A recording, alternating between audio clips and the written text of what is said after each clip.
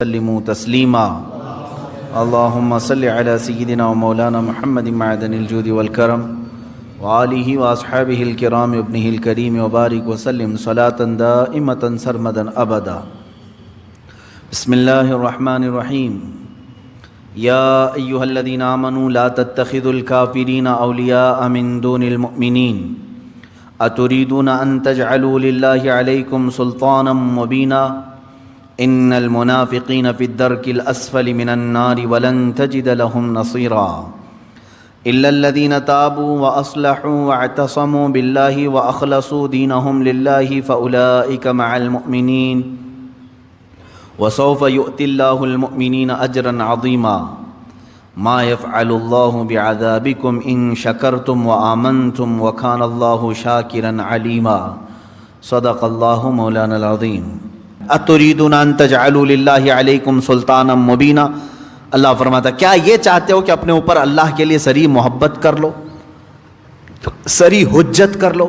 یعنی اگر تم یہ چاہتے ہو کہ اللہ کی تمہارے اوپر پکڑ آ جائے تو پھر یہ کام کرتے رہو، اللہ کی پکڑ آ جائے گی. آگے رب تعالیٰ فرماتا منافقین جو ہے یہی کام کرتے تھے، ان کے پاس جا کر بیٹھتے تھے، ڈسکس کرتے رہتے تھے، دین کے معاملات کو لے کر کے مذاق کرتے رہتے تھے. حضور صلی اللہ تعالیٰ علیہ وسلم کے معاملات کو لے کر کے آپس میں ڈسکس کرتے رہتے تھے. قرآن کی آیتیں اتر گئیں. اللہ نے فرمایا منافقین جہنم کے سب سے نیچے طبقے میں ہیں. وَلَن تَجِدَ لَهُمْ نَصِيرًا. اور پھر تم دیکھو گے ان کا کوئی مددگار نہیں ہوگا. ہاں إِلَّا الَّذِينَ تَابُوا. اب یہاں توبہ کی اہمیت بیان کی جائے. مگر وہ لوگ جنہوں نے توبہ کر لیا، وَأَصْلَحُوا اور اپنے آپ کو سنوار لیا، وَاعْتَصَمُوا بِاللَّهِ اور اللہ کی رسی کو مضبوطی سے پکڑ لیا، وَأَخْلَصُوا دِينَهُمْ لِلَّهِ اور اپنے دین کو اللہ کے لیے خالص کر لیا، فَأُولَئِكَ مَعَ الْمُؤْمِنِينَ تو پھر وہ مومنین کے ساتھ ہوں. چار چیزیں توبہ کے لیے بیان کی گئی ہیں یہاں پہ، سمجھ کر کے چلیں آپ. جب کوئی آدمی کسی کفر سے توبہ کرے، نفاق سے توبہ کرے، بڑے گناہ سے توبہ کرے، اس کی چار منزلیں ہیں. سب سے پہلی چیز تابو، توبہ کرے. توبہ گال پہ تھپڑ مارنے کا نام نہیں ہے. توبہ لفظ ہے رجوع کرنے کا. رجوع کا مطلب ہے جس کام کو کیا تھا اس سے اپنے آپ کو شرمندگی محسوس کرے کہ میں نے غلط کیا تھا اور چھوڑنے کا پکا ارادہ کر لیا. یہ توبہ ہے. کان پکڑنا، گلے گال کو تھپڑ مارنا یہ کوئی ضروری نہیں. نہیں بھی کیا تم نے، سوئے سوئے دل میں ارادہ کر لیا اے اللہ مجھ سے غلطی ہو گئی، میں باز آتا ہوں، یہ توبہ ہو گئی. یہ تمہاری توبہ ہے. سجدے میں گر گئے، اے اللہ مجھے افسوس ہے کہ میرے سے غلط کام ہو گیا. تم نے اپنی غلطی سے توبہ کر لی، بس یہ توبہ ہے. توبہ کہتے ہیں پلٹنے کو، جہاں تھے تم وہاں سے پلٹ آئے. نمبر 1 توبہ کے بعد کیا کیا کرنا ہے؟ وہ اصلحو کا مطلب ہوتا ہے اپنے آپ کو پھر سنوارنا ہوگا. تمہیں مومنین کے ساتھ اگر بیٹھنا ہے تو سنوارنا ہوگا. اسی لیے اس آیت کے ذریعے سے مفسرین فرماتے ہیں کوئی اگر توبہ کرتا ہے کسی چیز سے فوراً اس پر اعتبار مت کرو. 6 مہینے انتظار کر کے دیکھو کہ سنورا کہ نہیں سنورا، اپنے آپ کی اصلاح کیا کہ نہیں. میاں آج چھوٹی چیز تھپڑ مار لیا، توبہ توبہ توبہ توبہ، اور اس کے بعد پھر کل دیکھا تو پھر وہی ہے. کبھی کبھار جو سچی توبہ نہیں کرتا ہے وہ آدمی چند دنوں کے بعد پھر واپس اسی گناہ میں چلا جاتا ہے. شریعت نے کہا ہے کہ 6 مہینے اس کا انتظار کریں، 6 مہینے اس کا انتظار کریں، دیکھیں کہ اس نے اپنے آپ کی اصلاح کر لی یا نہیں. کچھ لوگ صرف شادی کے لیے توبہ کر لیتے ہیں، صرف شادی کے لیے ایمان لے آ رہے ہیں. یہ بھی معاملات ہے. تو یہاں پر بھی حکم ہے ٹھیک ہے ایمان لائے، میں اس کا انکاری نہیں ہوں. کوئی لڑکی ایمان لے آئی، کوئی لڑکا ایمان لے آیا، اسلام میں داخل ہوئے ہیں، تو حکم تو یہ ہے کہ 6 ماہ اس کا انتظار کرو، دیکھو کہ حقیقت میں اس نے اپنے آپ کو سنوار لیا کہ نہیں. ارے ادھر صبح توبہ کیا، دوپہر میں نکاح کی محفل بیٹھ گئی، پھر شام میں پتہ چلا کہ ہو گیا، اب واپس چلو اپنے دھرم میں. یہ تو دھوکہ دینا ہوا. تو اصلاح کرنا اپنے آپ کی، یہ توبہ کی دوسری منزل ہے. تم ایمان والوں میں کب شامل کیے جاؤ گے؟ پہلے نمبر پر توبہ، دوسرے نمبر پر اپنی اصلاح. وہ یوں ہی سمجھ لیں زخم ہو گیا تھا، ہاتھ میں زخم ہو گیا تھا, پھوڑی ہو گئی تھی, پھٹ گیا, گئے ڈاکٹر کے پاس, کس کام کے لیے؟ علاج کے لیے. اب وہاں دو چیزیں ہیں, دو چیزیں. پہلے تو اس کو صاف کر کے وہ پٹی باندھے, پہلے تو صاف کر کے پٹی باندھے, اس کے بعد پھر دوائی بھی دے کہ جو کمزوری آئی ہے وہ دور ہو سکے. دونوں میں خالی ایک ہی کیا, خالی دوائی لے کر کے آیا, زخم کو نہ پوچھا نہ کچھ نہیں. تو زخم تو باقی رہا اور دوائی کھا رہے ہو, یا زخم کو تم نے سب پوچھ دیا لیکن دوائی کھائی نہیں, تو بھی چنگا ہونے میں, بھلا ہونے میں ٹائم لگتا ہے. اسی طرح سمجھ لیں کہ گناہوں سے توبہ کر لیا, پٹی باندھ لیا, اصلاح کرنے کے لیے نمازوں کی کثرت کرو, خیرات کی, یہ گولی کا کام کرے گی, تمہارے جسم کے اندر اصلاح پیدا ہو جائے گی. مثال کے طور پر اب دارالحرب ہے ہمارے ہاں, تو اسلامی نظام ہے نہیں. یہاں اگر جیسے بھیانک گناہ ہو جاتے ہیں تو کیا کرنا چاہیے اسے؟ جیسے زنا ہو گیا کسی سے, اسلامی ریاست ہوتی تو اسے تو سنسار کرنے کا حکم ہے نا. غیر شادی شدہ ہو تو 100 کوڑے مارے جائیں گے, شادی شدہ ہو تو سنسار کیا جائے گا, یہ اسلامی سزا ہے. یا چوری کیا ہے تو ہاتھ کاٹا جائے گا. یہ معاملات ہیں, لیکن آپ دارالحرب میں ہیں, یعنی یہاں اسلامی نظام نہیں. آپ سے ایسا گناہ سرزد ہوا تو اب کیا ہے؟ اس کے لیے اسلام نے یہ نظام رکھا ہے کہ تم سب سے پہلی چیز توبہ کرو, توبہ کرو, اس بھیانک گناہ سے توبہ کرو. دوسرے نمبر پر اللہ نے فرمایا وَأَصْلَحُوا, اور اپنی اصلاح کرو. اصلاح کس بات پر؟ پہلے سے زیادہ نمازوں میں آؤ, نفل کی کثرت کرنے لگ جاؤ, خیرات کرو, صدقہ دو, محفلوں میں بیٹھو, تسبیح ہاتھ میں لے لو. کیونکہ جو ڈیمیج کیا تم نے اپنی روح کو, اس کو اتنا بینڈیج تو لگانا ہی پڑے گا, اس کی اصلاح تو ضروری ہے. تو جس سے گناہ سرزد ہوئے وہ اگر توبہ کرنا چاہتا ہے تو دو چیزیں پہلے سمجھ لیں. ایک تو سچے دل سے توبہ کرنا, یعنی باز آنے کا ارادہ کر لینا. دوسری اس پر نیکیوں کی کثرت کرنا, تب جا کر کے وہ توبہ کا پھل تمہیں ملے گا. ہاں بعض جگہوں پر میں نے دیکھا ہے, دیہاتوں وغیرہ میں وہ لوگ کسی لڑکے اور لڑکی کے معاملے کو دیکھتے ہیں کہ یہ غیر شادی شدہ تھے اور چلے گئے اور ساتھ میں رات بتا کر کے آئے, تو ان کو پکڑ کر کے جماعت والے بٹھاتے ہیں. اسلامی سزا ہے نہیں, آپ دے نہیں سکتے. اور بعض دیہاتوں میں نے دیکھا ہے کہ جھاڑو لے کر کے اس کو مارتے ہیں, یا ٹاول کو لپیٹ کر کے اس کو مارتے ہیں. یہ مذاق کر رہے ہو اسلامی نظام کا؟ مذاق ہے اسلامی نظام کا. وہ تو حضرت ایوب علیہ السلام کی بیوی کے لیے اترا تھا قرآن پاک میں. حضرت ایوب علیہ السلام نے قسم کھا لی تھی اپنی بیوی کے بارے میں کہ وہ شیطان کے پاس گئی تھی, اگر میں صحیح ہو جاؤں تو تجھے 100 کوڑے ماروں گا. آپ صحیح ہو گئے, 100 کوڑے مارنے والے تھے, لیکن وہ بیوی بڑی نیک شعار تھی. اللہ نے حکم فرمایا جبرائیل امین کو, جاؤ ایک جھاڑو جس میں 100 کاڑیاں ہوں وہ ایوب کو دے دو اور کہو کہ ایک بار اس سے اپنی بیوی کو مارے, ان کی قسم پوری ہو جائے گی. یہ قرآن میں ہے. وہ ایوب علیہ السلام کی بیوی کے لیے یہ بات اتری تھی. تو میں نے کسی گاؤں کے متولی صاحب کے متعلق یہ سنا کہ وہ بھی 100 کاڑیوں کی جھاڑو لے کر کے اس لڑکے کو مارتے ہیں جو لڑکی کو بھگا لے جاتا ہے, اور کہتے ہیں 100 کوڑوں کے برابر ہو گیا.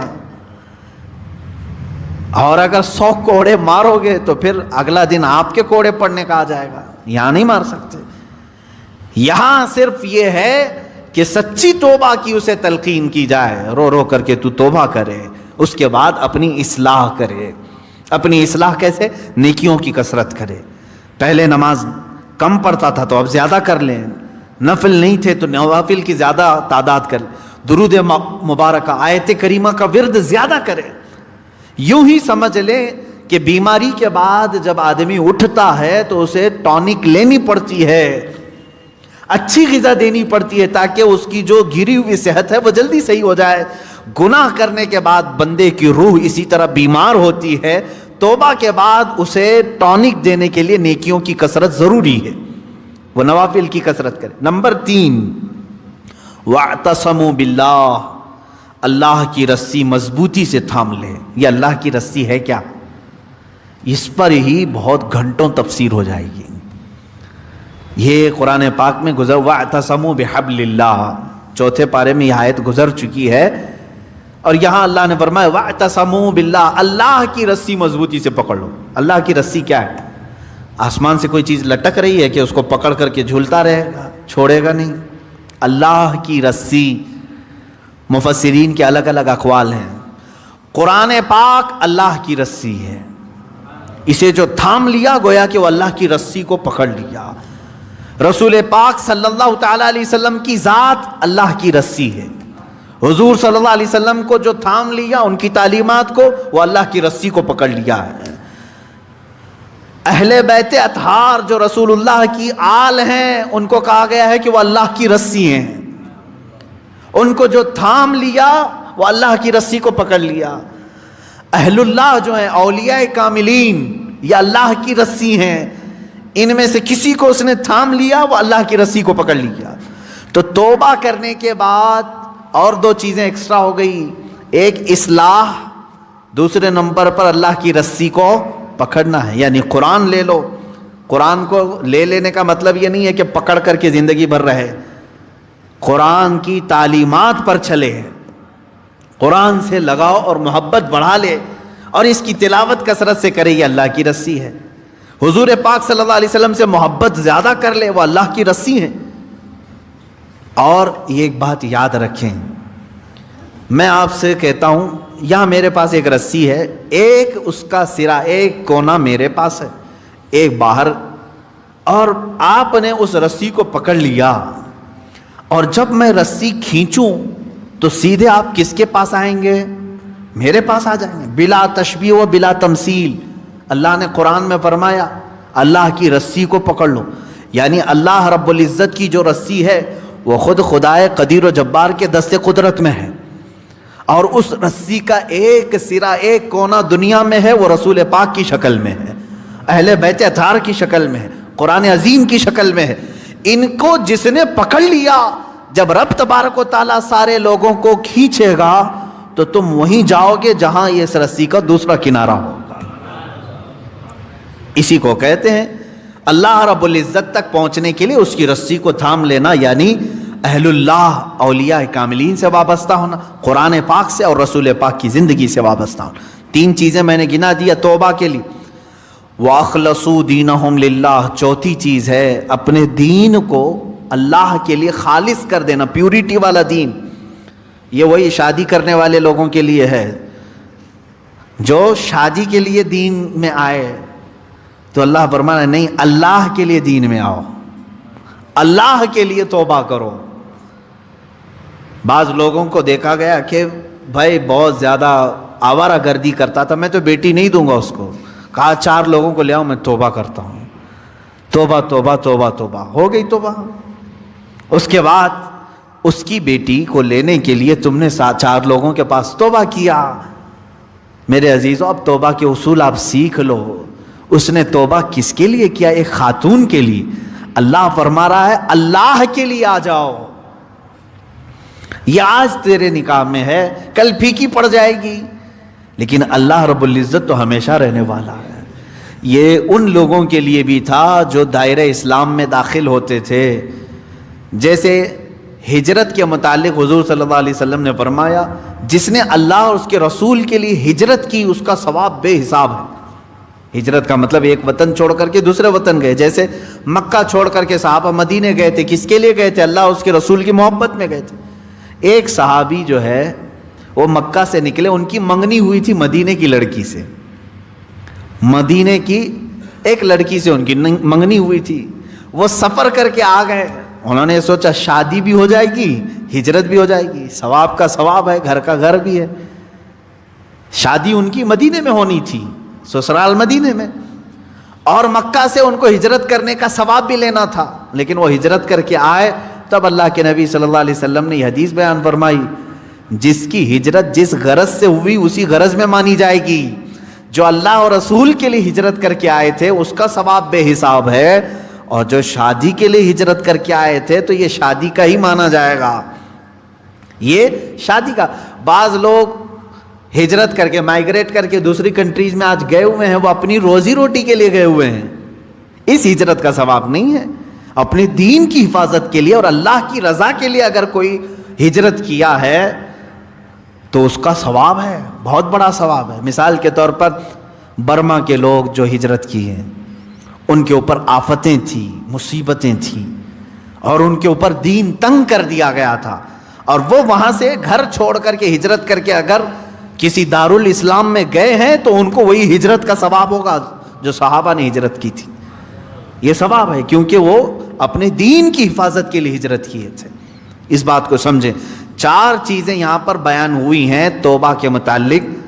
جو لوگ ایمان والوں کے ساتھ اٹھایا جانا اپنے آپ کو پسند کرتے ہیں، وہ سب سے پہلی چیز اپنی پرانی چیزوں سے، نفاق تھا یا کفر تھا یا بھیانک گناہ تھے، پہلی چیز توبہ کرے۔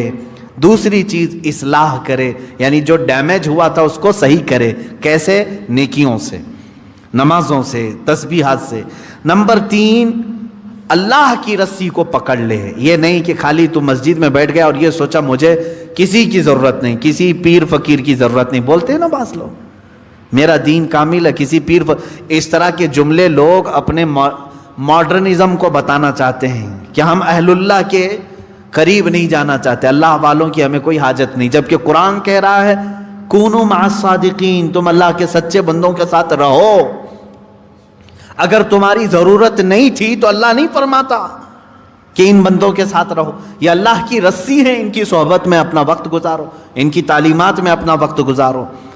نمبر 4 ہے اپنے دین کو خالص کر لینا، پیوریٹی، یعنی توبہ کیا ہے تو کسی دنیاوی غرض سے نہیں بلکہ اللہ کو راضی کرنے کے لیے۔